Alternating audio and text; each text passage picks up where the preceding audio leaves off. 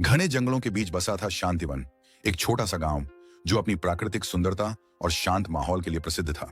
लेकिन गांव के पास स्थित कलगिरी पर्वत का नाम सुनते ही लोगों के चेहरे पर डर की लकीरें खिंच जाती थीं। कहा जाता था कि जो भी उस पहाड़ पर गया वह कभी लौटकर नहीं आया। गांव में एक राजकुमार नाम का लड़का रहता था। वह गरीब परिवार से था, लेकिन उसके सपने बड़े थे। उसकी आंखों में हमेशा कुछ बड़ा करने की चमक होती, लेकिन जब भी कोई अवसर आता वह डर कर पीछे हट जाता। उसमें आत्मविश्वास की कमी थी। एक दिन गांव के आसमान में काले बादल छा गए। बुजुर्गों ने इसे बुरा संकेत माना। गांव के मंदिर के पुजारी ने बताया, कलगिरी पर्वत की चोटी पर स्थित शिवलिंग की वर्षों से पूजा नहीं हुई है। यदि पूजा न हुई तो गांव पर प्राकृतिक आपदाएं आ सकती हैं। लेकिन समस्या यह थी कि पर्वत तक का रास्ता बेहद खतरनाक था।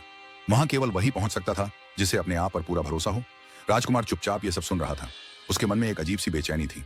क्या वह इस चुनौती को स्वीकार कर सकता है? अगली सुबह उसने दृढ़ निश्चय किया, माता पिता का आशीर्वाद लिया और एक छोटा सा बैग लेकर यात्रा पर निकल पड़ा। उसके पास न कोई हथियार था, न कोई साथी, बस हौसला और विश्वास। पहाड़ की ओर बढ़ते ही रास्ता कठिन होता गया।